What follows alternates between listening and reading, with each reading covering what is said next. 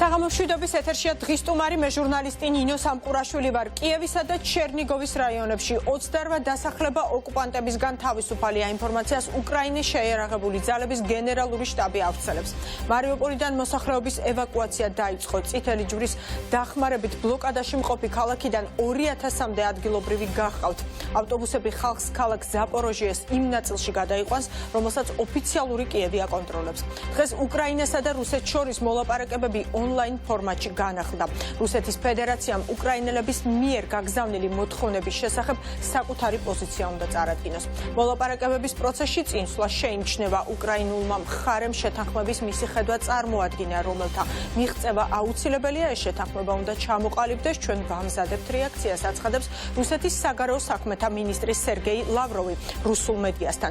ოფიციალურმა კიევმა მისი წინადადებები 4 დღის წინ სტამბულში წარადგინა, რაც ნატოს მეხუთე მუხლის ანალოგიური უსაფრთხოების გარანტიას, ცეცხლის შეწყვეტასა და უკრაინის ტერიტორიიდან რუსეთის ჯარების გაყვანას ითვალისწინებს. კრემლის პოლიტიკა უცვლელია საქართველოსთან მიმართებაში. რუსეთის ცხინვალის რეგიონის ანექსიას გეგმავს. გადაწყვეტილება ეგრეთ წოდებული სამხრეთ ოსეთის ეგრეთ წოდებულმა პრეზიდენტმა ანატოლი ბიბილოვმა გაახმაურა. პუტინის ომი და საქართველო. გადაცემაში ომში მყოფი ქვეყნიდან ჩაგვერთობა უკრაინაში მებრძოლი მიხეილ ბატურინი. თბილისიდან კი დღის სტუმარიც კითხვებს უპასუხებენ პოლიტიკოსები ხატია დეკანოიძე და გიორგი ვაშაძე.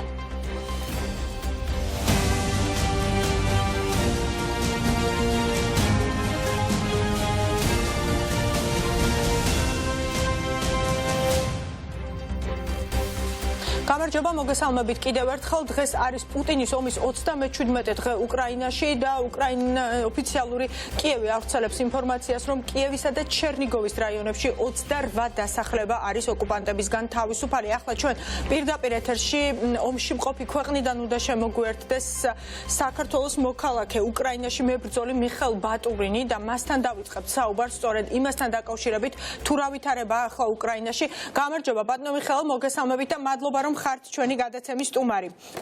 ბატონო მიხეილ, აი დავიწყოთ საუბარი, ხომ გავრცელდა ინფორმაცია, ამ ინფორმაციას უკრაინის შეიარაღებული ძალების გენერალური შტაბი ავრცელებს. საუბარი არის 28 დასახლების გათავისუფლებასთან დაკავშირებით. რა სიტყოდით თქვენ, რა ვითარება არის ამ დროისთვის უკრაინაში და კიევის შემოგარენში? კიევის შემოგარენში არის ძალიან მცირე ტერიტორია, რაზეც კიდე ოკუპანტები არიან გათავისებულები, მაგრამ ძალიან მალე ეს ტერიტორიაც იქნება განთავისუფლებული მაგათგან. ყველა მიმართულებით იხევენ უკან, დემორალიზებულები არიან სრულიად და უკრაინის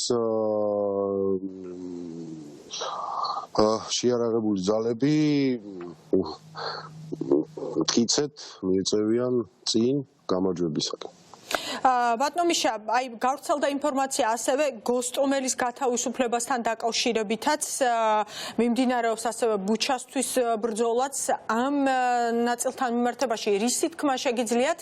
რა თქმა უნდა იმ ინფორმაციის თქმა, რაც შეიძლება რომ ასე საჯაროდ ითქვას ამ ნაწილთან მიმართებაში, იმიტომ რომ ჯარისკაცებისგან ვრცელდება ინფორმაცია გოსტომელის გათავისუფლებაზე.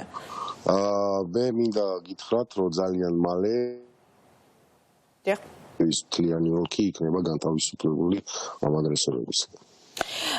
რაც შეეხება თქვენ ბრძოლას, ესეც მინდა გკითხოთ ამასთან დაკავშირებითაც, რომ აი ქართველის მებრძოლების, საქართველოს მოქალაქეების აი ამ გმირურ ბრძოლაზე ჩვენ არაერთი ისტორია გვესმის და მათ შორის აი ამ ისტორიებს ავრცელებენ თვითონ უკრაინული მედია აქტიურად ავრცელებს, აშუქებს ამ ყველაფერს და ასე შემდეგ. აი რას გვეტყოდით საქართველოს მოქალაქეების ბრძოლასთან დაკავშირებით, რომელიც იბრძვიან უკრაინისთვის და საქართველოსთვის თან? მინდა გითხრათ, რომ ყველა ბატალიონში, თითქმის ყველა დანაყოფში ეს იქნება უკრაინის შეიარაღებული ძალები, მოხალისეების ბატალიონები ან სხვა რაღაცა შეიარაღებული, რომელიც ებრძვიან რუსულ აგრესორს. თითქმის ყველა ბატალიონში არიან ქართველი მოხალისეები, ბიჭები, რომლებიც ომობენ ამ აგრესორების წინააღმდეგ და დიდი ღვაწლი უწევთ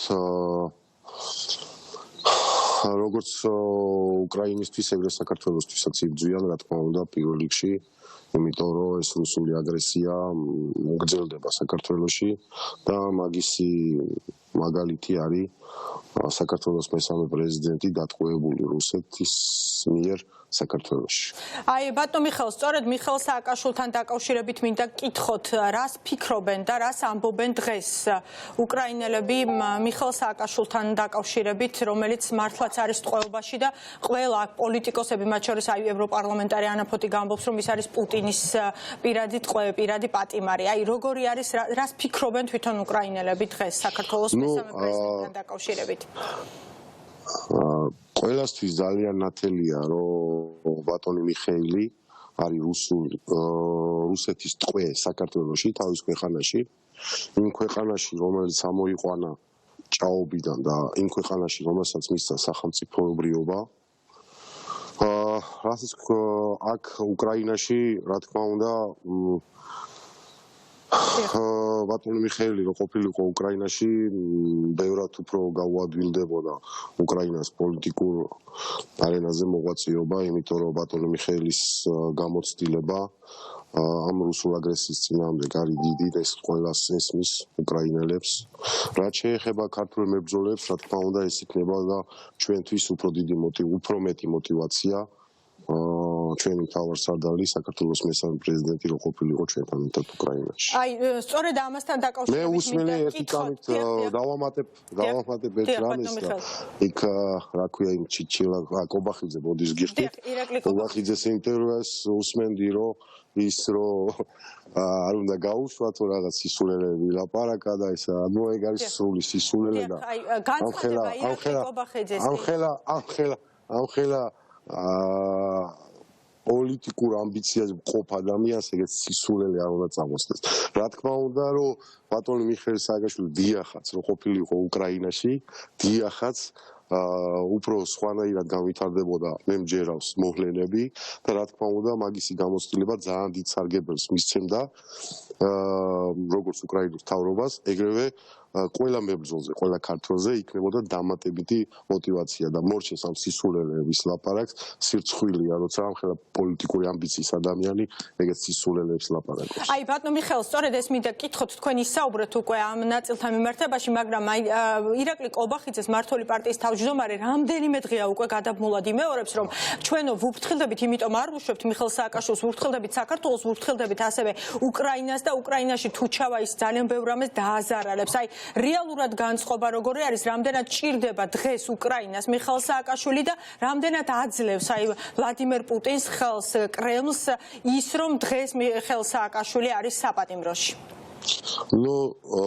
სამწუხაროდ საქართველოს ამჟდელი მთავრობამ დააზიანა უკვე ძალიან ბევრი, რაც შეიძლება დაეზიანებინა ქართულ-უკრაინულ ურთიერთობებში და ჩვენი ბიჭების ღვაწლი, რომლებიც თავის სისხლით ასწორებენ იმ შეცდომას და იმ რა თქმა უნდა უკრაინაში ყველა აფასებს ჩვენი მებრძოლების ღვაწლს და თორე ეს რო არ ყოფილიყო მეც მუნდ რომ სხვა შტაბ-ეტილება იქნებოდა მთლიანად საქართველოში, მაგრამ უკრაინელები ძალიან კარგად ხვდებიან, რომ დღევანდელი მთავრობა ეს არ არის საქართველო, ეს არ არის ქართული ერი.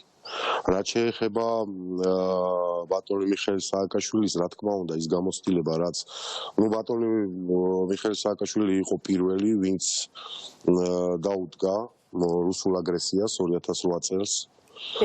სამწუხაროდ ჩვენ არ გქონდა მაშინ იმხელა მხარდაჭერა მსოფლიოსგან, რაც ახლა უკრაინას აქვს. და ყველა შეიძლება გავიხსენოთ ის საფრთხეები, რაზეც ლაპარაკობდა არა ერთხელ ორჯერ სამწუხაროდ არავინ არ უსმენდა. იმის რომ მოესმო ესეც რომ გითხრათ როგორი არის აი რიგითი უკრაინელების განწყობა მიხეილ სააკაშვილთან მიმართებაში, აი რას ამბობენ საქართველოს მესამე პრეზიდენტთან მიმართებაში, მე პოლიტიკოსებს არ გულისხმობ, აი რიგითი უკრაინელები, მოქალაქეები. ძალიან წუხან ამ ვითარებაში, რომელიც ამ ტყვეობაში რომ იმყოფება, ბრაზობენ, იმიტომ რომ ძალიან კარგად ხვდებიან, რომ ეს საქმეები რაც არის აღძრული მესამე პრეზიდენტის მიმართ არის შეთეთხმილი და ყველა უკრაინელი, რიგითი უკრაინელი ნებისმიერი ხვდება იმას, რომ ეს არის რუსეთის დაკვეთა, რაც ახლა ხდება ბატონი მიხეილის თავს. ყველა მე გავიმეორებ ყველა მოქალაქე ხდება მაგას. არ აგნიშნულო ვერც ერთ მოქალაქეს ვერ ნახავთ, რომელიც სხვანაირად იტყვის რამეს. და ძალიან ნანობენ რომ მაგათ გვერდზე არ არის ახლა უკრაინაში. ძალიან ნანობენ. ბატონო მიხეილ, რაც შეეხება აი ქართველების ბრძოლას და ომში საქართველოსთვის, უკრაინისთვისაც საქართველოს მოქალაქეები ახლა იბრძვიან. აი თქვენ ვინც ხართ მან ფრონტის წინა ხაზზე, რას ნიშნავს ეს ომი დღეს, როგორც საქართველოსთვის, ასევე უკრაინისთვისაც? ეს არის ომი თავისუფლებისათვის. პირველ რიგში, რა თქმა უნდა, უკრაინის ტერიტორიაზე მიმდინარეობს ეს ომი, მაგრამ არანაკლებით არის ეს ომი საქართველოშიც. იმიტომ რომ ყველა ადამიანს, ვისაც უყვარს თავისუფლება, ვისაც არ უნდა ეგრეთ წოდებული რუსკი მირი, იმიტომ რომ ჩვენ ვნახეთ და უხურებთ ყოველ დღე, იმიტომ რომ რუსეთის ჯარები, აგრესორები რო გადიან და ტოვებენ სოფლებს, თქვენ ვერ წარმოიდგენთ, როგორი მძიმე სურათია. იქ სადაც არის მაგათი რუსკი მირი, იქ არის მომსპარი ყველაფერი რა და ვისაც არ უნდა ამ რუსკი მირში ეგრეთ წოდებულში ცხოვრება, ყველა ბრძოლობს აქ არ არიან მარტო ქართველი მებრძოლები, აქ არიან ჩვენთან ერთად ბელარუსებიც, სხვა ქვეყნებიდანაც მოხალისეები, ვინც იცის ფასი თავისუფლებისათვის და ბრძოლობს ზუსტადაც როგორც ჩვენ ვიძით საქართველოსთვის, ისე იბრძვიან თავისი ქვეყნის თავისუფლებისთვის უკრაინაში. ბატონო მიხეილ, ერთით მინდა გკითხოთ, დღეს ქართული ოცნების წარმომადგენლები საქართველოს 4 მოქალაქე დავკარგათ ამ ომში და სამძიმარზე არ მიდიან და როდესაც კითხეს მამუკა მდინარაძეს, რომელიც არის ფრაქციის თავმჯდომარე, თუ რატომ არ მივიდა ამ სამძიმარზე ქართული ოცნება და მმართველი პარტია, ასეთ რამეს ამბობს, რომ იმ ფონზე, როცა საქართველოს უკრაინაში მოხალისეებს ვერ აგზავნის შესაძლოა გულწრფელი სამძიმარი გარკვეული ქმედებების წახალისებად აღქმული იყო, ამას ამბობს მამუკა მდინარაძე. აი თქვენ რა სიტყოდით, რომ რას ნიშნავს მათი მხრიდან, ანუ ეს წამახალისებელი ეფექტი, რაღაც მინიშნება კეთდება ერთგვარად იმასთან დაკავშირებით, რომ წამახალისებელი ეფექტი ამ შემთხვევაში რუსეთის ფედერაციის მხრიდან რეალურად გამოდის, რომ საქართველოს ხელისუფლებას ეშინია რუსეთის ფედერაციის თუ პირიქით მათ, ასე ვთქვათ, იმისთვის რომ არ გააღიზიანოს, ამიტომ აკეთებს ამ ყველაფერს. აი თქვენთვის როგორ ჩანს ეს ყველაფერი? ქართული ოცნების პოლიტიკური პერსონების ფარისეულობა საზღვარი არ აქვს, მაგი არაერთი განცხადებაში აქვს გამოკვეთილი, მით უმეტეს მდინარაძესი და კიდევ ბევრი საღარ ჩამოთვლი მაგადგვარების. რა თქმა უნდა, ეს არის მაგათი პატრონის რუსეთის არ გაღიზიანების პოლიტიკა და ამბობენ კიდევაც და არ მალავენ, რომ აი ჩვენ რო ესე მოვიქცეთ, გაღიზიანდება რუსეთი და რაღაცეები, ეხო უკვე მოსმენილი გვაქვს. თუ კი ვინმეს გჯერავს, რომ ესენი მიისწრაფებიან ამ ევროპისკენ, ამ რაღაც დასავლეთისკენ და რაღაცა. ეს არის პირდაპირ მიმართულება რუსეთის არ გაღიზიანების პოლიტიკა, რაც რა თქმა უნდა საქართველოსთვის კარგს არაფერს არ მოიტანს. და ერთით ბატონო მიხეილ, აი თვითონ უკრაინელებისთვის თქვენი მანდყოფნა, ეს მხარდაჭერა, ფრონტის წინა ხაზზე დგომა, რას ნიშნავს მათთვის დღეს? ეს როგორ აგიხსნათ რა, ჩვენ ვამაყობთ იმით, რომ ვიბძით უკრაინელების გვერდზე და ისინი ამაყობენ და იმით, რომ ჩვენ ვართ მაგათ გვერდზე. ეგ არის ის მეგობრული ძმური ურთიერთობა, რაც უკრაინის და საქართველოს შორის და უკრაინელ მებრძოლების შორის და ქართველ მებრძოლების შორის უკვე დიდი ხანი არის. შეიძლება თქვათ ისე, რომ აფხაზეთის ომიდან დაწყებული, როცა უკრაინული მებრძოლები გვეხმარებოდნენ საქართველოში აგრეთვე 2008 წელს და ეს ჩვენი ვალია მაგათ წინაშე, უკრაინის წინაშე და ეს მებრძოლი სული და ეს მეგობრობა, რა თქმა უნდა, გრძელდება და გაგრძელდება. ბატონო მიხეილ, ძალიან დიდი მადლობა. მიხეილ ბატურინი ფრონტის წინა ხაზზეა, საქართველოს მოქალაქე, იბრძვის უკრაინისთვის, საქართველოსთვის. დიდი მადლობა და მშვიდობით დაბრუნებას გისურვებთ სამშობლოში. ეს მიხეილ ბატურინი იყო, რომელიც ომში მყოფი ქვეყნიდან საუბრობდა. ახლა შევ უნდა გადავინოცვლოთ და პირდაპირ ეთერში ჩავთოთ ხატია დეკანოიძე, მთავარი ოპოზიციური პარტიის ფრაქციის თავმჯდომარე და მასთან უნდა ვისაუბროთ ამ პოლიტიკურ პროცესებთან დაკავშირებით. გამარჯობა ქალბატონ ხატია, მადლობა რომ ხართ ჩვენი გადაცემის სტუმარი. დავიწყოთ პირველ რიგში იმ ვითარებით, რაც ბოლო 2 დღის განმავლობაში შეიქმნა. როდესაც ცხინვალის რეგიონის ანექსიასთან დაკავშირებით ღია განცხადება გააკეთა, შეიძლება ასე ითქვას კრემლმა, ეგრეთ წოდებული პრეზიდენტის ანატოლი ბიბილოვის სახელით, ხომ? ამ ვითარებაში საქართველოს ხელისუფლების პოზიცია რა უნდა იყოს, რა უნდა გააკეთდეს უფრო მეტი, რადგანაც მაგათად მიხეილ სააკაშვილიც საუბრობდა აქტიურად იმაზე, რომ კიდევ უფრო მეც გააკეთებს და თრუსოს ხეობას და ასევე რაჭის ნაწილსაც მიერთებს? პირველ რიგში ხელისუფლების დამოკიდებულება და ხელისუფლების პოზიცია ეს არის ღიად რომ ვთქვათ და საჯაროდ და ყოველგვარი დაუფარავების გარეშე ეს არის კაპიტულიანტური პოზიცია რასაც ჩვენ ახლა ვისმენთ და უბრალოდ არც ვისმენთ, იმიტომ რომ მთელი ამ დღეების განმავლობაში, მას შემდეგ რაც უკრაინაში სამხედრო აგრესია დაიწყო რუსეთმა, პრაქტიკულად არც ერთი დღე არ ყოფილა ისეთი, როდესაც ქართულ ოცნებაში არ გაუკეთებიათ კონკრეტულად განცხადება, ბრიფინგი ან ხელისუფლებაში არ მიუძღვნიათ ბრიფინგი ზელენსკის ადმინისტრაციის კრიტიკის და ოპოზიციის კრიტიკასთან მიმართებაში, ამიტომ ეხლა, როდესაც ძალიან მნიშვნელოვანია, რომ საქართველოს ყველა საერთაშორისო ფორუმზე, ყველა საერთაშორისო არხს იყენებდეს იმისთვის, რომ რეალურად ვაჩვენოთ ჩვენ საერთაშორისო პარტნიორებს, რომ ზუსტად საქართველოშიც იგივე პრობლემები გვაქვს ჩვენ. ეს არის ქვეყანა, სადაც 2008 წელს რუსეთმა განახორციელა სამხედრო აგრესია, ჩვენი ქვეყნის 20% არის ოკუპირებული და ეხლაც კი მიუხედავად იმისა, რომ რა თქმა უნდა არავის არ სჯერა რუსეთის მიერ გაფორმებული შეთანხმების, ეხლაც კი აი ამ სიტუაციაში ყველაფერს თავხედურად იქცევა რუსეთი. აი ამის ასე ვთქვათ საპირისპიროს ჩვენ ხედავთ საქართველოს ხელისუფლების მიერ ძალიან მძიმე არა რაღაცნაირად კაპიტულიანტურ პოლიტიკას, რომელიც გულისხმობს იმას, რომ რაღაცნაირად ეს პროპაგანდა, რომელიც აქვს პუტინს და კრემლს, პირდაპირ რაღაცნაირად ასლით და კოპი-პეისტით გამოიტანოს საქართველოს მოქალაქეებზე, რომ აი ოპოზიციას უნდა ომი, ვიღაცას უნდა ომი, იქ რაღაც ერთი-ორჯერ გავიგეთ პარლამენტში, რომ თურმე ჩვენ ნაკლებად გვიყავს ჩვენი შვილები. ანუ ეს ყველაფერი არის ზუსტად იმიტომ, რომ პირდაპირ გზავნილი ეს გაუგზავნონ რუსეთის ფედერაციას და კრემლს. როგორც ხედავთ, მთელი ამ ხნის განმავლობაში ჩვენ არ მოგვისმენია არც ერთი განცხადება, მათ შორის როდის ნახეთ პრემიერ-მინისტრი ჩართული საერთაშორისო არხებზე, მაგალითად ან CNN-ზე, ან Fox-ზე, როგორც სხვადასხვა, როგორც არის ესტონეთის პრემიერ-მინისტრი, ან სხვადასხვა ქვეყნების. არა, პირიქით, ყველანაირად ყველაფერს აკეთებენ იმისთვის, რომ აი კარასინის განცხადებებს, თუნდაც კრემლის პროპაგანდისტულ განცხადებებს და ეხლა ბიბილოვის განცხადებას, რომელიც სხვათა შორის არაფერს არ აკეთებს რუსეთის გარეშე და კრემლის გარეშე, აი ესე ღიად, ასე ვთქვათ, მხოლოდ ზალკალიანის რამოდენიმე სიტყვიანი განცხადება იყო მაშინ, როდესაც რაღაცა ციტატებს უძღვნიან სწორედ ზელენსკის ადმინისტრაციას. ეს არის ძალიან საშიში ვითარება.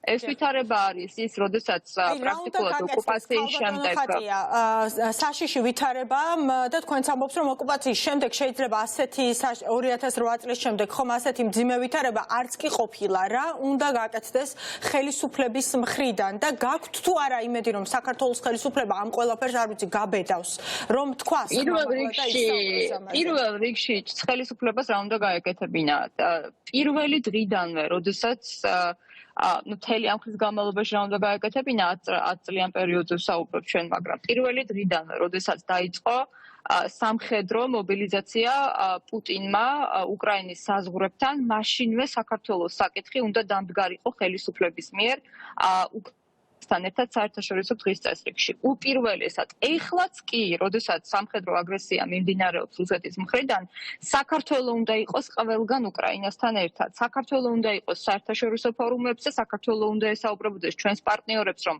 ჩვენც იგივე ძალიან დიდი გამოწვევა გვაქვს და შესაძლებელია ეს გამოწვევა ასე ვთქვათ, აი ზუსტად რაღაცნაირად რუსებმა გადაწყვიტოს, რომ რაღაც პატარა წარმატება უნდა და ანექსიით დასრულდეს. ამიტომ ეს ყველაფერი უნდა გავაკეთებინა. ჩვენ გავაკეთეთ საპირისპირო, ანუ მე ვგულისხმობ ხელისუფლებას, მათ გააკეთეს რა, რომ ესე იგი ცდილობდნენ, რომ რაღაცნაირად ეს არ ვიცი ამას რა ქვია, აღარც მინდა ამ სიტყვის ხმარება, ეს მაამებლური არა, უბრალოდ რაღაც ეს კეკულწობის და შიდა ასე ვთქვათ, პოლიტიკური დაპირისპირებისთვის გათვლილი გზავნილები გაეგზავნათ კრემლისთვის და იმიტომ რომ ასე ვთქვათ, ჩვენ აი არც სანქციებს უერთდებით, ჩვენ ცაც ვერ ჩავკეტეთ, იმიტომ რომ კონკრეტულად იქ რაღაც სხვა მიზეზებია და ასე შემდეგ არ მივდივართ დასაფლავებაზე ჩვენი მოხალისეების, იმიტომ რომ აი დღეს რაც თქვა სამარცხვინო განცხადება იყო სრულად უმრავლესობის წარმომადგენელმა. ამიტომ ეს ყველაფერი ეხლა საქართველოს ხელისუფლება აკეთებს ყველაფერს, რომ პარალელურად კი არ მიდიოდეს მაგალითად უკრაინასთან, არამედ დაცილდეს მაქსიმალურად უკრაინას. ეს რაც ხდება უკრაინაში, ეს არის ჩვენი ქვეყნის დამოუკიდებლობას და სუვერენიტეტს. ეს ძალიან კარგად უნდა ესმოდეს ყველას. და სხვა შორის თქვენ რა გონიათ, რომ არ იციან და ვერ ხვდებიან? მე დარწმუნებული ვარ, რომ ძალიან კარგად იციან, მაგრამ პირველი რასაც იცავენ, ეს არის ბიძინა ივანიშვილი, მისი უსაფრთხოება და მისი ქონების უსაფრთხოება, იმიტომ რომ ბიძინა ივანიშვილი არ არის დემოკრატიის წიაღიდან გამოსული ადამიანი და მან ზუსტად მან იცის, რომ უბრალოდ სჯერა რომ წმენა აქვს რომ პუტინი გაიმარჯვებს, ანუ ეს წარმოუდგენელია და მე დარწმუნებული ვარ რომ ესეა და ესეთ ხო იციან უმრავლესობის წარმომადგენლება, იმიტომ რომ ბიძინა ივანიშვილის გარეშე ისინი სიტყვას ვერ ამბობენ და არ არიან თვით ასე ვთქვათ კმარი, არც ლიდერები და არ არიან არც პოლიტიკური ლიდერები, იმიტომ რომ ის არის ყველაფერი, ის წყვეტს ყველაფერს. ეს ერთი გამარჯვება არ აქვს უკრაინის ასე ვთქვათ გამარჯვებაში წმენა არ აქვს არავის და ამას აჯერებენ ხალხს ყოველდღიურად. აი ნახეთ პროპაგანდა როგორია, მაგალითად სოციალურ ქსელებში როგორია სამთავრო აკეთებს. კითხოთ, თქვენც ახსენეთ ბიძინა ივანიშვილზე საუბრობდით და ანა ფოტიკას გზავნილს გაგახსენებთ მე, რომელიც ჰქონდა ევროკავშირის უმაღლესი წარმომადგენლის ჟოზეფ ბორელის მიმართ დეოლიგარქიზაციის აუცილებლობაზე საუბრობდა და მეორეს მხრივ პირადი სანქციების დაწესებაზე ალაპარაკდა ბიძინა ივანიშვილთან დაკავშირებით და გუშინ ანა ფოტიკამ მიხეილ სააკაშვილთან მიმართებაში ისიც კი თქვა, რომ სწორედაც რომ პუტინის პირადი პატიმარია მიხეილ სააკაშვილი. აი ერთიანობაში ორი მთავარი თემა ჰქონდა წამოწეული ევროპარლამენტარს, მიხეილ სააკაშვილის თემა და მეორე ეს დეოლიგარქიზაციის აუცილებლობა. რა სიტყოდით თქვენ, აი რამდენად გადადგამს სტრატეგიული პარტნიორები, გადადგამენ ნაბიჯებს, რომ იმისათვის რომ მართლაც დაუწესდეს სანქციები ბიძინა ივანიშვილს? პირველი, რაც შეეხება მიხეილ სააკაშვილის თემას, ეხა არ ხატია დეკანოიძესთან პრობლემა არის ტექნიკური, როგორც კი გამოსწორდება და ის ჩვენ დაგვიბრუნდება პირდაპირ ეთერში, რა თქმა უნდა, განვაგრძობთ ჩვენ ხატია დეკანოიძესთან საუბარს და როგორც ვიცით დაგვიბრუნდა თქვენი ხმა და მიხეილ სააკაშვილზე დაიწყეთ საუბარი ეს ნაწილი და შემდეგ დეოლიგარქიზაციის ნაწილზეც აუცილებლად ვისაუბროთ. ანუ არ არსებობს ჩვენი სტრატეგიული პარტნიორი, რომელიც არ აღნიშნავს მიუხედავად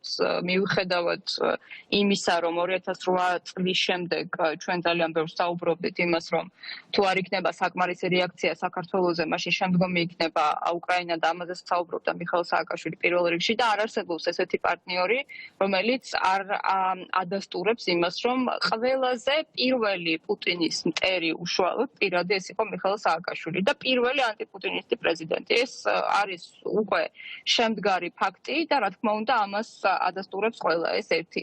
ის რომ ესეთი პრეზიდენტი, საქართველოს მესამე პრეზიდენტი ზოგადად არის ციხეში და მის მიმართ არც ერთ ბრალდებას და მაშინ როდესაც სასამართლო არის სულად პოლიტიზირებული და მის მიმართ არც ერთ ბრალდებას არ აქვს საკმარისი საფუძველი და ყველა ხვდება რომ ეს არის პირადი პოლიტიკური შურისძიება, ის რომ აი ამ სიტუაციაში შიდა პოლიტიკური დაპირისპირების გამო, პოლიტიკური შურისძიების გამო არის იგი ციხეში, როდესაც ძალიან ჩვენ ამხელა გამოწვევა გვაქვს, ასე ვთქვათ, საერთაშორისო მასშტაბით და მათ შორის რუსეთიდან.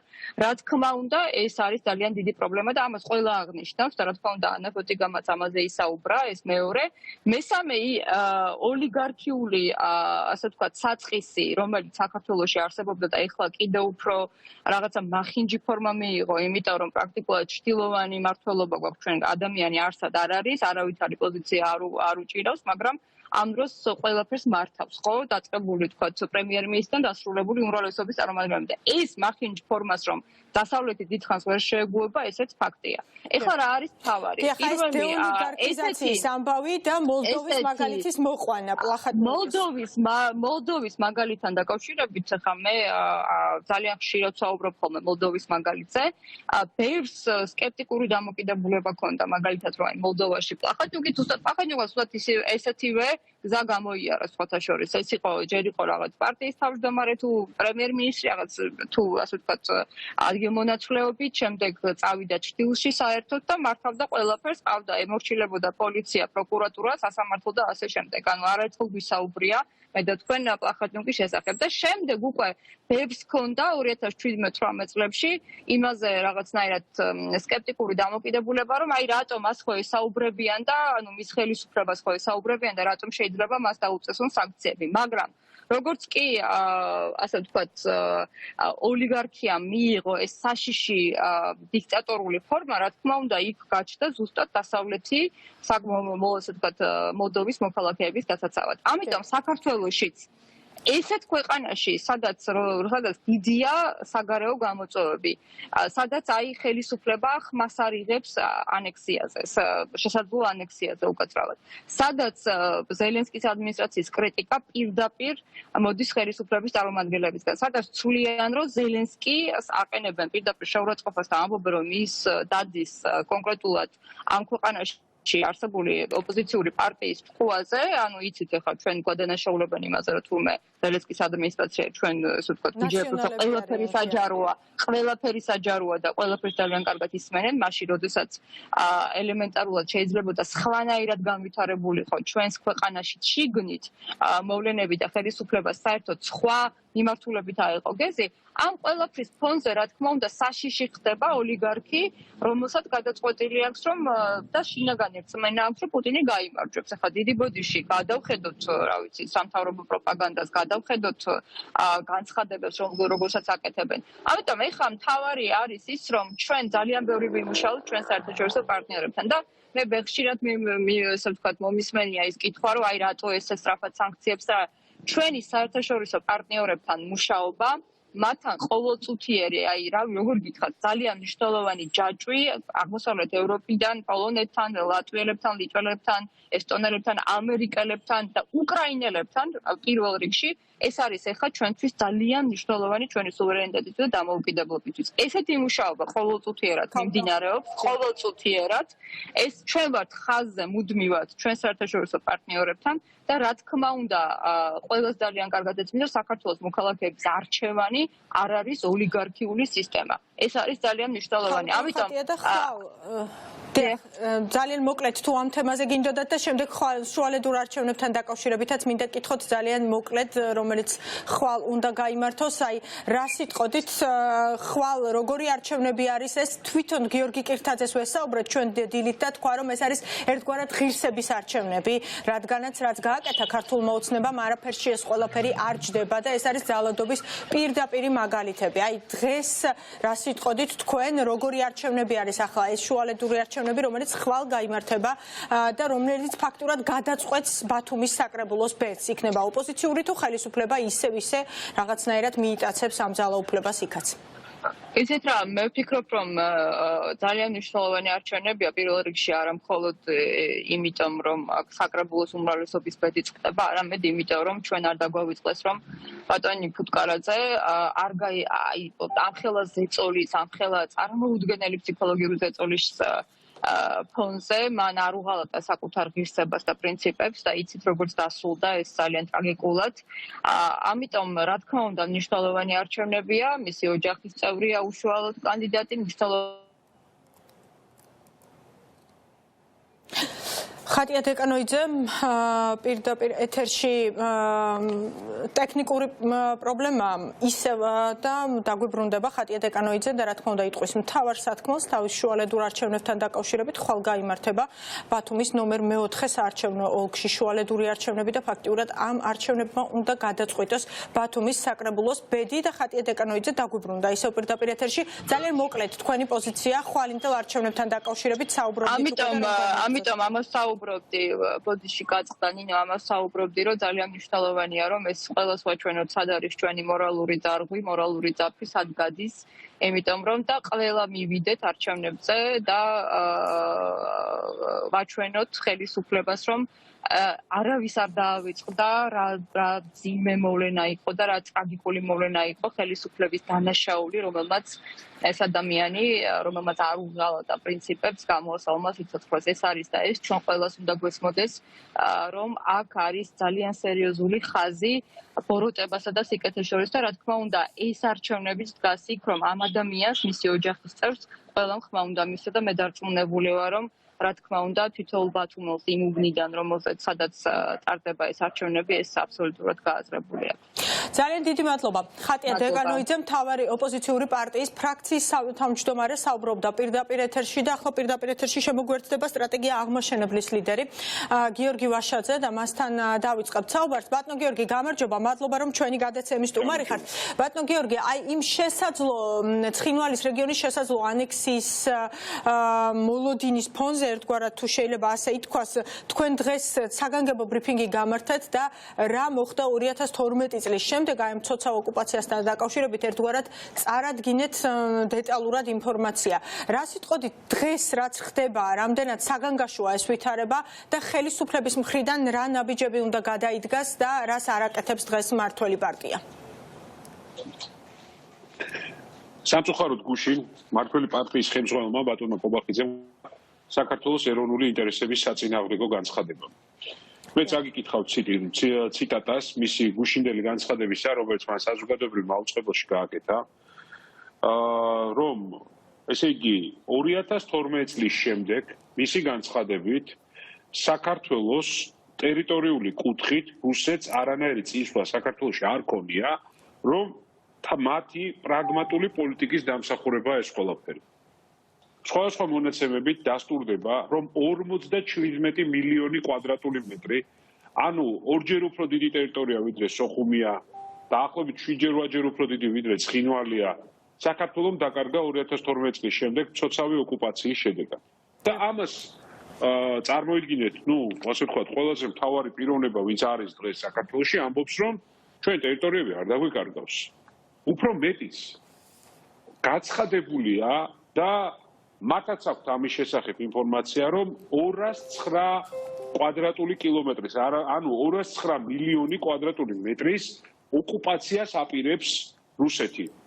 ამას ვიდეო ჩანაწერებიც არის, განცხადებებიც არის, სამწუხაროდ იმ ტერიტორიებზე კონკრეტული ნიშნებიც არის გაკეთებული და ანტისაოკუპაციო მოძრაობა ძალაერთობაში ამაზე არაერთ განცხადებას აკეთებდა. და გამოდის ბატონი კობახიძე და გვეუბნება, რომ თურმე არანაირი პრობლემა არ არის და ძალიან მაგარი შედეგი გვაქვს. უფრო მეტიც 2380 ჩვენი მოქალაქე სუსის ოფიციალური ინფორმაციით გატაცებული არის ამ პერიოდის მანძილზე, ბევრი მათგანი დღესაც საპყრობილეებში იმყოფება სოხუმსა თუ ცხინვალში და სამწუხაროდ მათ უფლებებს ჩვენ ვერ ვიცავთ და ეს არის მცოცავი ოკუპაციის თამდევი ძალიან მტკივნეული პროცესი. ეხლა მე მინდა ასევე წაგიკითხოთ ბატონი კობახიძის განცხადება, რომელიც მან რამდენიმე დღის წინ დააკეთა ასევე, სადაც მან თქვა და მე არ ვიცი ეხლა ჩვენ რა ქვეყანას ვაშენებთ საერთოდ, რა პატრიოტიზმზე ვსაუბრობთ, რა ეროვნულობაზე ვსაუბრობთ, როცა ეს ადამიანი გვეუბნება, რომ საქართველოს რომ არ შევიდა საქართველოს დსთ-ში, შემდეგ როგორ დაიწყო მეორე დღეს სამოქალაქო ომი, 2 წელიწადში როგორ დავკარგეთ აფხაზეთის 80% და ნახევარი ცხინვალის რეგიონი და მე ისევ როგორ დავასრულეთ დსთ-ში შესვლით. ანუ აი რას ნიშნავს ბატონო გიორგი თქვენთვის ეს ყველაფერი? აი თქვენთვის და მაყურებელსაც რომ განუმარტოს. დსთ-ში რო შესულიყო საქართველოს რუსეთი ოკუპაციას არ მოახდენდა. აი ამ ზღაპრის გაყიდვა უნდათ. ანუ ეს არის პირდაპირ ანტიეროვნული განცხადებები, რაც ისინი აკეთებენ. მე აი პირველად თქვენ ეთერში მინდა ეხლა წარმოვადგინო კიდე დამატებით მტკიცებულებები. ალბათ იცით თამთა მეგრელიშვილი, ანდრია გვიდიანი და ზურაბ ქადაგიძე. ეს არიან მათ მიერ ანაზღაურებული ექსპერტები, რომელიც ხშირად პატრიარქებზე გვხვდებიან და რამდენიმე დღის წინ გახსოვთ მე ნეიტრალიტეტის თემა რო გამოვიდა. მათ ჰქონდათ ერთნაირი, ასე ვთქვათ, ფრაზეოლოგია აგერ ამოჭრილი. მაგ ერთი მესეჯ ბოქსი, ქართული ოცნების მესეჯ ბოქსი. რა მიიღო უკრაინამ ამ ყველაფრიდან? ანუ ნატოს ღია კარის პოლიტიკას აკრიტიკებენ ასე შემდეგ. და სამივე სწორს კი რა მიიღო უკრაინამ ამ ყველაფრიდან? სამივეს ერთ და იგივე უწერია. რა მიიღო უკრაინამ? მუდამ ღია კარი. ანუ რას ამბობენ? იცით, რომ ზუსტად მათი ეს მსჯელობა არის იქეთ, რომ ჩვენ ესე იგი ნატოს ღია კარის პოლიტიკიდან უკრაინამ არაფერი არ მიიღო, შესაბამისად საქართველოს არაფერი არ მიიღებს და ამის შემდეგ ჩდება ფრაზები ნეიტრალიტეტი, ამის შემდეგ ჩდება საუბარი SNG-სთან დაკავშირებით, ამის შემდეგ ჩდება განცხადებები, რომ მაგალითად მათი ერთ-ერთი იდეოლოგი ბატონი რა გვარია ეს ხაინდრავა ამბობს, რომ 24 საათში დაეცემა თბილისი არა 25 წუთშიო, მოდის ვიხდი 25 წუთში აიღებს რუსეთი თბილისს თუ ასე ვთქვათ, საკითხი ასე დადგებაო, უფრო მეტიც ის აცხადებს, რომ დასავლეთმა მიატოვა უკრაინა, პირდაპირ აცხადებენ და იგივეს აცხადებს ბატონი კვარაცხელია, რომელიც ღიად მაინც ამბობს, რომ პრორუსია კაცო ის კაცი და ამბობს, რომ ის რუსეთის მომხრეა და ევრაზიული კავშირის. რაც თქვენ ჩამოასახელეთ, აი ეს ყველაფერი, აქედან გამომდინარე, ქართულ ოცნებას დღეს პროცესების საიტკენ მიყავს და მეორეს მხრივ, როდესაც ჩვენ ვხედავთ და ვუყურებთ შესაძლო ანექსიასთან დაკავშირებით ღია განცხადებები გაკეთებულია, აპრილის შუა რიცხვებში შესაძლოა ეს რეფერენდუმი ეგრეთ წოდებულ სამხრეთ ოსეთში ჩატარდეს, აი რატომ დუმს ამ ვითარებაში ამ ყველაფერზე საქართველოს ხელისუფლება. ეს არის ანტიეროვნული ნაბიჯები, რომელსაც დგავს ქართული ოცნება. მიმართულია იქეთ, რომ საქართველოს საბოლოოდ როგორ ჩანს უარი თქვას ევროკავშირში დაჩქარებულ ინტეგრაციაზე და ნატოზე, უარი თქვას, უფრო მეტიც საქართველოს არ აკეთებს არაფერს იმისათვის, რომ ის ახალი უსაფრთხოების სისტემები, რაზეც არის განხილვა თუნდაც უკრაინასთან მიმართებაში, რომ იქ მიიღოს მონაწილეობა და იყოს ასე ვთქვათ, ჩაერთოს ამ პროცესში, უფრო მეტიც ქართული ოცნება და მისი ტელევიზიები პირდაპირ ტენიან თემას ხალხს, რომ თითქოს უკრაინა საუბრობს ტიპიურ ნეიტრალიტეტზე, რაზეც არ არის ლაპარაკი, იმიტომ რომ ნატოს 10 წევრის ქვეყანა თუ უკრაინის უსაფრთხოების გარანტი იქნება, ეს ნატოს წევრობას ნიშნავს. ხო, ეხლა გვესმის არა, 2x2 4-ია. და ამას ყიდიან, რომ ნატო მიატოვა, დასავლეთმა მიატოვა უკრაინას, მათი ფრაზეოლოგია არის ყველაფერი. რატო აკეთებენ ამას? რომ დააშინონ საქართველოს მოსახლეობა და დაიწყონ გაჩნდეს ანტიდასავლური, ანტიევროპული განცდები და განწყობები აქ ქვეყანაში. ჩვენ ადამიანებს, ვინც უკრაინას გულშემატკივრობთ, უკრაინაში ჩავდივართ, მაგალითად ბატონმა ხაინდრავამ განაცხადა, რომ თურმე მე ფინანსური ინტერესის გამო ვიმყოფებოდი უკრაინაში რა. ომის დროს და ასე ფიქრობს, იმიტომ რომ ესენი ხო გაფუჭებული, ასე ვთქვათ, ნამუს გარეცხილი ადამიანები არიან, რომელთაც თავარი ღირებულება არის ფული. ფულია მათთვის თავარი ღირებულება და არა სამშობლო და არა სახელმწიფო. და ყველა ადამიანს, ვის დღეს წინა ხაზზე იბრძვის, ამ ადამიანებს შეუძლიათ ყველაფერი დააბრალონ და ყველაფერი მათზე თქვან ისეთივე გაფუჭებულობა დააბრალონ, როგორი გაფუჭებულების თვითონ არიან. ამ ყველაფერს აკეთებენ იმისთვის, რომ ოღონდ თვითონ მაძღრები იყვნენ, კარგად იყვნენ, ფული აკეთონ და მზად არიან, რომ ჭირსაც წაუღია სახელმწიფო ინტერესები და ეროვნული ინტერესები.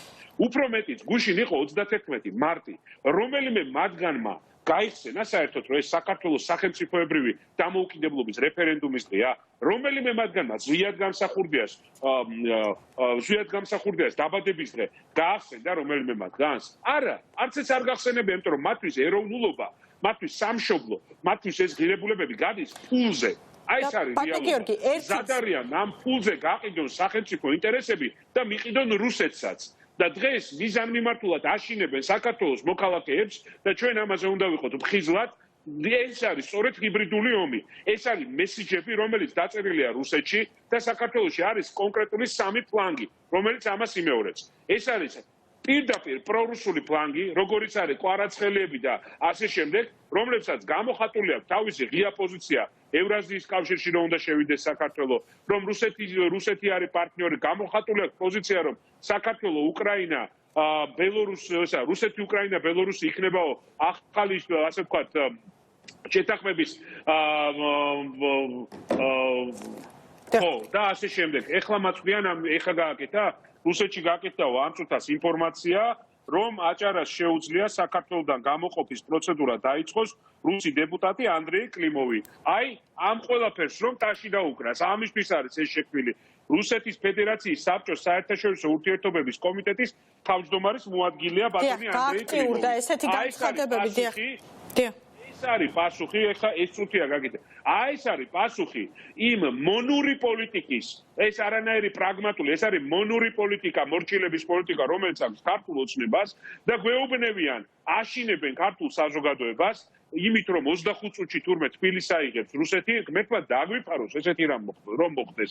და ეს მიდის მიზანმიმართულად საზოგადოების დასაშინებლად, იმიტომ რომ ამ ხალხში არაფერი ეროვნული, არაფერი პატრიოტული არ არსებობს. ბატონ გიორგი, დღეს მამუკა დინარაძე დასავლური განცხადებები არის ანტიქართული განცხადებები. ეს არის 2x2 4. ეს ორი უდრის ერთმანეთს. და ეს განცხადებები, რასაც ისინი აკეთებენ, რომ უკრაინა ვითომ დასავლეთმა მიატოვა, ეს არის ზუსტად იმ ნარატივის ნაწილი, რომელსაც რუსეთი ჰიბრიდული ომის მექანიზმების გამოყენებით ცდილობს, რომ სხვა ქვეყნებში განავითაროს. და ძალიან მოკლედ რომ მიპასუხოთ. ძალიან მოკლედ რომ მიპასუხოთ ამასთან დაკავშირებით, მამუკა მდინარაძის განცხადება არის დღეს, რომ აი რატომ არ მიდიან ქართული ოცნების წარმომადგენლები სამძიმარზე ქართველი გმირების, რომელიც ჩამოასვენეს უკრაინიდან და ასეთი არის, რომ უკრაინაში დაღუპული ქართველი გმირების სამძიმარზე მისვლას შესაძლოა წამახალისებელი ეფექტი ჰქონოდა. ამ შემთხვევაში ერთგვარი აღიარება არის ეს თქვენი აზრით, რომ ვერ გაუბედეს რუსეთს, რომ მისულიყვნენ სამძიმარზე ხელისუფლების წარმომადგენლები, თუ აი რასთან გვაქვს საქმე, როდესაც ფრაქციის თავმჯდომარე აღმასრულებელი მდივანი ქართული ოცნების აკეთებს ასეთ განცხადებას. რასთან გვაქვს საქმე და ამ ადამიანებს ეროვნული ღირებულება, ფასეულობა, პატრიოტიზმი, გმირობა რა არის? არ ესმით, არ უნდა ამას ბევრი შეფასება. რა სამარცხვინოა, როცა არ მიდიხარ გმირების არ ხვდები ჩამოსვენებას და მათი თანაგუნდო სხვათა შორის ერთ-ერთი პარლამენტარია სახელიც კი არ მინდა გავიმეორო, რომელმაც კითხვის ნიშანის კი დასვა, რომ გმირები არიან თუ არა ეს ხალხი, ეს კიდე გასარკვევიაო. აი ესე გვინდა ჩვენი შვილები გავზარდოთ, ასეთ ქვეყანაში გვინდა ვიცხოვროთ? ასეთ საქართველოს ვაშვენებ ჩვენ, სადაც ზვიად გამსახურდიას ხსოვნა არაფერია, სადაც ესენგეში თურმე უნდა გავწევრიანდეთ, სადაც საქართველოს ტერიტორიების 57 მილიონი კვადრატული მეტრის ოკუპაცია თურმე არაფერია და ამაზე თვალი უნდა დავხუჭოთ და სადაც ესე იგი ვაჟკაცობა კი არ ფასდება, ლაჩრობა ფასდება. რომელი ქვეყანა უნდა ავაშენოთ? საქართველოს საკუთარი მრავალათასწლოვანი ისტორიის მანძილზე არასდროს არ მიუღწევია წარმატებისთვის ერთი ადგილის მიცემით. მე ვიცი მეფეები ჩვენი ისტორიიდან როგორ დარბოდნენ ირანში, სპარსეთში, რუსეთში და მიიღეს 0, ვერაფერი ვერ მიიღეს. მაგრამ ვიცი ჩვენი მეფეები, ჩვენი გმირები, ჩვენი ისტორიის მანძილზე, არა მხოლოდ უახლესი ისტორიის დროს, როცა დაიცეს საკუთარი ქვეყნის ერის ღირსება, გააერთიანეს და გააძლიერეს საქართველო. ასეთი იყო დავით აღმაშენებელი, ასეთი იყო გიორგი ბრწყინვალე, მაგრამ ასეთი არ იყო ბევრი სხვა. ბატონო გიორგი, და ვიცი შთამომავლები ვარ. უნდა მოვასწროთ 2 წუთი დაგვრჩათ. ხალხი ლაჩარი არ ყოფილა და დღეს ლაჩრობა უნდათ რომ შეგწენონ ჩვენ. ბატონო გიორგი, მოვასწროთ 2 წუთი დაგვრჩათ. ქართულმა ოცნებამ საქართველოს სახე უკრაინაში და სოფლიოში წარმოაჩინა ლაჩრულად. რომ არა ის ათასობით გმირი, რომელიც ახლა ფრონტის სინახაზე იბრძვის და მადლობა მინდა აქედან უთხრა კიდევ ერთხელ თითოეულ მათგანს, ჩვენ თავიც კი არ გამოგვეყოფოდა უკრაინაში და არა მარტო უკრაინაში, მთელ მსოფლიოში. და ბატონ გიორგი, ერთი საქართველოს პრეზიდენტის ერიდება უმრავლესობის ლიდერს. საქართველოს პრეზიდენტზეც გითხარით 2 სიტყვა, იმიტომ რომ ძალიან ცოტა დრო დაგვრჩა. სალომე ზურაბიშვილი CNN-თან ინტერვიუს დროს ამბობდა, რომ საქართველო ყველა სახის საერთაშორისო ფინანსურ სანქციაში იღებს მონაწილეობასო. თქვენ რა სიტყოდით? დღეს საქართველოს სანქციებს, რომელიც დააწესა საერთაშორისო საზოგადოებამ, შეუერთდა თუ არ შეუერთდა და რაში ვიღებთ მონაწილეობას? ანუ ჩვენ რა სანქცია დავაწესეთ? რამდენად სწორია ეს განცხადება? ჩვენ სანქციებს არ შევერთები ვართ.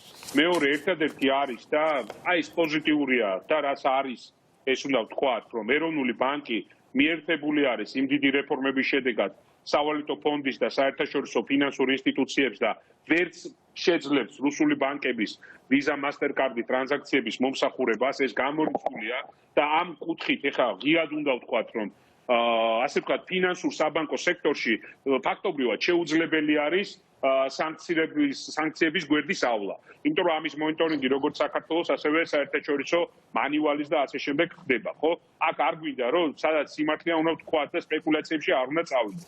მე ყველაზე მეტად მეშინია იმ მექანიზმების, რომლებიც არის გვერდის ავლის მექანიზმი, კონტრაბანდის სახით, არალეგალური ვაჭრობის სახით და ასე შემდეგ. რაზე ჩვენ მოვითხოვეთ უშიშროების საბჭოს გაფართოებული ფორმატი შექმნა და აქ არაფერი არ არის. საქართველოს ოფიციალურად არ შეერთებია არანაირ სანქციებს, მაგრამ შესაძლებელია რომ საქართველოს გახდეს სანქციების გვერდის ავლის მექანიზმი და ჩვენი ამერიკელი, ევროპელი პარტნიორები ამას ითხოვენ და არა სანქციებზე შეერთება საქართველოსგან, რომ დაგვაჩვენეთ როგორ იქ ვითანამშრომლობთ ჩვენ იმისთვის რომ საქართველოს არ გახდეს გვერდის ავლის მექანიზმი. სამწუხაროდ ამაზე კითხვის ნიშნები არის და ეხლა ბრიუსელში რო ვიყავი, მეც დამისვეს ეს კითხვები. დარწმუნებული ვარ ბატონ პაპუაშვილსაც დაუსვამდნენ ამ კითხვებს, რომელიც არის ეხლა ბრიუსელში. რაც შეეხება პრეზიდენტის განცხადებას, სამწუხაროდ ესე არ არის ეხლა რომ საქართველოს შეუერთდა მთლიანად სანქციებს, თუმცა საბანკო სექტორში სანქციები ავტომატურად მოქმედებს საქართველოშიც, იმიტომ რომ ჩვენ ვართ საერთაშორისო ფინანსური სისტემის ნაწილი და ვერ იქნება ისე, რომ ქართული ბანკები მოემსახურონ ასე ვთქვათ, სანქცირებულ კომპანიებს ან მიიღონ გადარიცხვები სანქცირებული კომპანიები და ვერ მოხდება ესე. თუ ეს მოხდება, მაშინ ავტომატურად სანქციებში მოექცევა ყველა ის ბანკი საქართველოში, რომელიც ამას გააკეთებს. ეს უნდა გვესმოდეს რა. ამიტომ ეროვნული ბანკი ამ მიმართულებით ნამდვილად არ არღვევს იმ შეთანხმებებს, რომელიც აქვს დადებული. ყოველ შემთხვევაში ამაზე ინფორმაცია ჯერჯერობით ჩვენ არ გვაქვს. და ვიტყვი ასევე, მე თავის დროზე ვსაუბრობდი, რომ საქართველოში უნდა გაკეთებულიყო კრიპტო კოდექსი. მე როგორც ვიცი, 10-ჯერ არის დაახლოებით კრიპტოვალუტის ტრანზაქციები საქართველოს გავლით გაზრდილი და ეს ყველაფერი არის არალეგალური მიმართულება. დღეს მდგომარეობით არარეგულირებადი მიმართულება. სასწრაფოდ გასაკეთებული არის კრიპტო კოდექსი იმისთვის, რომ შავი ფულის გადადინება საქართველოს მეშვეობით არ ხდებოდეს კრიპტოვალუტების გავლით, ასე ვთქვათ, კრიპტობირჟების გავლით, ეს იყოს ყველაფერი ლეგალური, გამჭვირვალე და ამის გამო სანქციების ქვეშ არ მოვექცეთ ჩვენ. მადლობა, ბატონ გიორგი. ეს კრიპტო კოდექსი, რომელზეც იანვარში ვსაუბრობდით, საჭიროა დღეს ზუსტად აი ამ მექანიზმის დასაკეთად ასევე სანქციების გვერდის არიდების კუთხით და ჭრილში ვსაუბრობ ამ შემთხვევაში. დიდი მადლობა გიორგი ვაშაძე, სტრატეგია აღმაშენებლის ლიდერი საუბრობდა პირდაპირ ეთერში. ახლა ლევან ჯავახიშვილთან უნდა გადავინაცვლოთ, რომელიც მოგვიყვება უკრაინის ომთან დაკავშირებით, რა ვიდეოები ვრცელდება სოციალურ ქსელში. კიდევ ერთხელ გამარჯობა ნინო და პირდაპირ გადავალ აზოვის მებრძოლებზე. როგორც იცით, დღეს კადიროვმა მიმართა აზოველებს და შესთავაზამაც დანებება, ასევე გავრცელა სრულ ინფორმაცია, რომელსაც რა თქმა უნდა გამოეხმაურნენ მებრძოლები, თითქოს და ისინი ერთმანეთს ესაუბრებიან პირად საუბრებში, სატელეფონო საუბრებში და სოციალურ ქსელებში, რომ დანებება უნდათ და ეძებენ გზას. ეს არის აზოვის პოლკის მეთაურის მიმართვა კადიროს და კადიროველებს. გავრცელდა ინფორმაცია, რომ აზოვის მეთაურებს ევაკუაცია იგეგმება, რომელიც სიცრუეა. ჩვენ ბრძოლის ველზე პირველები შევდივართ და ბოლოები გამოვდივართ. თუ ვიომებთ ბრძოლიდან თუ ვინმეს ბრძოლიდან გაქცევა ეხერხება, ესენი რუსი სამხედრო მეთაურები არიან. ბოლომდე ვიბრძოლებთ იმისთვის, რომ მარიუპოლი უკრაინულ ქალაქად დარჩეს. როგორც ხედავთ, აზოველები არ აპირებენ დანებებას და რა თქმა უნდა, ასეც იყო მოსალოდნელი. ხოლო მიკოლაევის მერი ისევ ინარჩუნებს ხალის, ასე ვთქვათ, და მხნეობას და ავრცელებს 1 აპრილის ასეთ ხუმრობას, რომელსაც ახლა მოგესმენინებთ, ასევე თავიდან დავიწყებ და ხმით შეგვიძლია თან მოусმინოთ. მოგესალმებით უკრაინიდან, სულ დამოვიწყდა, რომ 1 აპრილია და ორი ასეთი ინფორმაცია გავიგე. პუტინს ინსულტი დაემართა, რუსებს კი კარგი საჰაერო თავდაცვა აქვთ. და იმედია, რომ აი ეს პირველი ამბავი, რაც ბატონმა კიმმა ამ ვიდეოში ახსენა, მართლაც გამართლდება. ხოლო როგორც იცით, დღეს მთელი დღის განმავლობაში უკრაინელი ჯარისკაცები გადადიოდნენ კონტრშეტევებზე, მასობრივად ათავისუფლებენ სხვადასხვა უკრაინულ დასახლებებს და ეს არის ერთ-ერთი პატარა ვიდეო, რომელსაც ფრონტის ხაზიდან ავრცელებენ და ახალი სიმღერა მიუძღვნეს პუტინი. როგორც ხედავთ, ძალიან პოზიტიურად არიან განწყობილები და რა თქმა უნდა დარწმუნებულები არიან, რომ ოკუპანტებს მალევე ბოლოს მოუღებენ და სრულად გააძევებენ საკუთარი ტერიტორიებიდან. ესეთი პატარა ვიდეოც ვრცელდება, სადაც ერთ-ერთ კიევის ოლქში, პატარა დასახლებაში, უკრაინელი ჯარისკაცები გათავისუფლებულ სოფელში საკუთარი ხელით კიდებენ უკრაინულ დროშებს მთელი დასახლების პერიმეტრზე. ასევე გავრცელდა ერთ-ერთი ვიდეო, როგორც გახსოვთ, გუშინ ესეთი ტანკსაწინააღმდეგო ნაღმები იყო განთავსებული სხვადასხვა სტრატეგიული დანიშნულების გზებზე, მინები და ახლა კარგად ჩანს, რომ უკრაინელი ჯარისკაცები ცოტა უცნაურად ათავისუფლებენ გზას. საკმაოდ საშიში არის ასე მოპყრობა ნაღმების მიმართ, მაგრამ ფაქტია, რომ აუცილებელი იყო ამ გზის გათავისუფლება, იმიტომ რომ ეს გზა ერთ-ერთ საზღვარს ვარშავისკენ მიმავალი გზა არის, როგორც ჰქონდა ამ ვიდეოს წარწერა. ასევე გავრცელდა ინფორმაცია ერთ-ერთმა დიდმა გამოცემამ Daily Beast-მა გაავრცელა, ჩერნობილში რუსი ოკუპანტები რადიაციით მოიწამნენ. როგორც იცით, ატომური სადგურის მეოთხე ბლოკის აფეთქების შემდეგ, რადიაციის გაჟონვის შემდეგ, ტექნიკა და სხვა რადიაციით გაჟღენთილი ნივთიერებები და ნივთები მიწაში იყო ჩამარხული და რუსი ჯარისკაცები, როდესაც ჩერნობილში შევიდნენ, სანგრების თხრა დაიწყეს რადიაციით გაჟღენთილ მიწაში და ლოგიკურიც იყო, რომ ასეთი შედეგი მოყვებოდა ამ ყველაფერს და ბოლოსთვის ჩემი აზრით დღის ფოტოს გაჩვენებთ, რომელიც რუსეთში გავრცელდა, ეს არის რუსეთის ერთ-ერთი სუპერმარკეტი, სადაც მაღაზიაში ქურდობის პრევენციის მიზნით კონსერვებს და სხვადასხვა პროდუქციას დაუმაგრეს ასეთი მაგნიტები, რომ ხალხმა ისინი არ მოიპაროს და გასასვლელში, ასე ვთქვათ, სიგნალიზაცია ჩაირთოს, რაც კიდევ ერთხელ ადასტურებს იმ ფაქტს, რომ რუსეთი არც თუ ისე კარგ მდგომარეობაშია და რუს ხალხს ატყუებს პუტინი, რომ რაღაც ძალიან დიდ წარმატებებს აღწევს, რაც რა თქმა უნდა ტყუილია. ნინო, დაგიბრუნდები და ეს იყო ბოლო ფოტო, რაც მინდოდა რომ მეჩვენებინა დღეს და ორშაბათს ტრადიციულად დაუბრუნდები დღის სტუმრის ეთერში გამოშვების ბოლოს. ლევან, დიდი მადლობა, ეს იყო ლევან ჯავახიშვილი. ამით გეტყვით იმას, რომ დღის სტუმარიც არის დასრულებული და გემშვიდობებათ დღის სტუმარი ორშაბათამდე. ნახვამდის.